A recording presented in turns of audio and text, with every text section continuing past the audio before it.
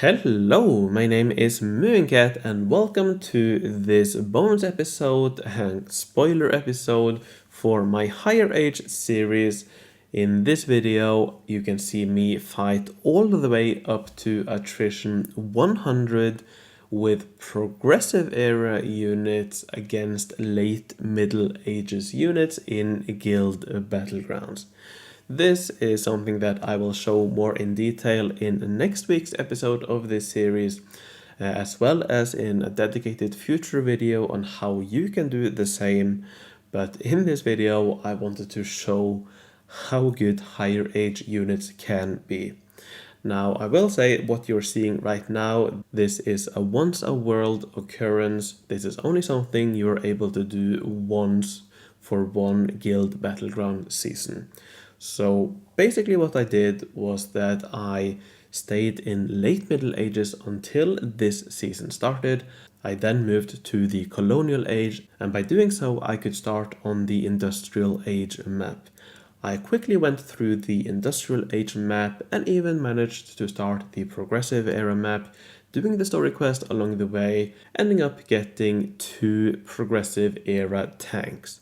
So with these units and with some of my other units, I'm able to fight against late Middle Age units in Guild Battlegrounds for this season. Next season I will get the Colonial Age Battlegrounds, which will be tougher, but for this one season and for the last couple of days where I had these progressive era units, I was able to do a lot of damage, as you can see. Now, as you can see, the main thing that I am relying on in these fights is actually the scaled up battlegrounds, because I only have 2 of these tanks and you can only see that I am using 1 each fight. What I'm actually mainly relying on is industrial and colonial age artillery units. Now, the main benefit of the scaled up map is that lower age units get their range is relatively lower on these maps. And also because of the terrain, the late Middle Ages artillery unit, the cannon, is really slow. And because the industrial and colonial age artillery units have slightly higher attack range, it means you can stay outside of the range of the cannons, taking them down slowly but steadily. This is a really slow process, but as you can see, it doesn't matter how much attack the enemy has, you are always able to do this if you're able to find the right battle. So you can see that for most of these fights, I am fighting against 2 ranged units and 6 artillery units. So I first take down the ranged units, and then I slowly but steadily take down the artillery units, making sure to always stay out of range of the units I am not killing on that turn. Now you can also see me do a couple of other fights, and that's actually because, well, I couldn't always find the easy fight. Even though we had a lot of sectors to pick from, sometimes you simply can't get the battle you want, and in those cases you really have to do your best with the other options. So you can see a slightly more difficult fight where I fight against 2 ranged, 2 light and 4 artillery. This is actually much harder because of the light units. They often make it all the way to you before you can take them out fully. Another fight I managed to do towards the end was against some artillery, some heavy and light, with a second wave of light and heavy units. This one I honestly didn't think I would be able to complete, but I got quite lucky with the terrain after a couple of aborts, and I was able to take it down in the end, leaving me with a few more easy fights before I reached Attrition 100. Anyways, I will let you enjoy these fights, and I'll join you at the end of this video where I talk a little bit more about my plans for upcoming videos on how you can do exactly this on your world if you want to do that. Alright, enjoy!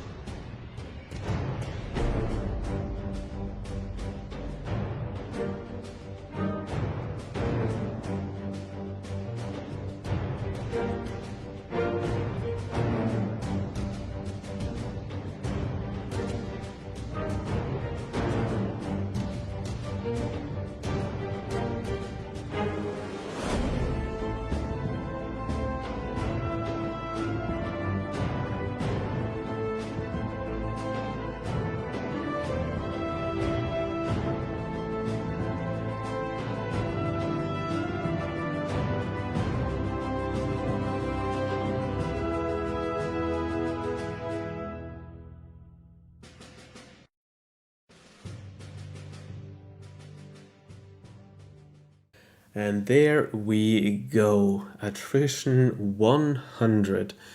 200 attack and 82 defense boost against 2221% attack and defense boost for the enemy units.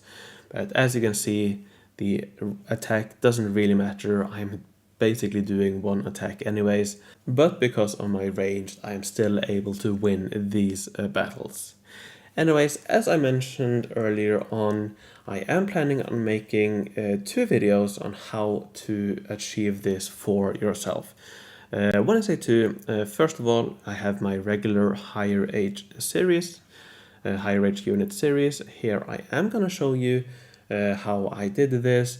In last week's episode that is already out, I show you how I got through the industrial age map.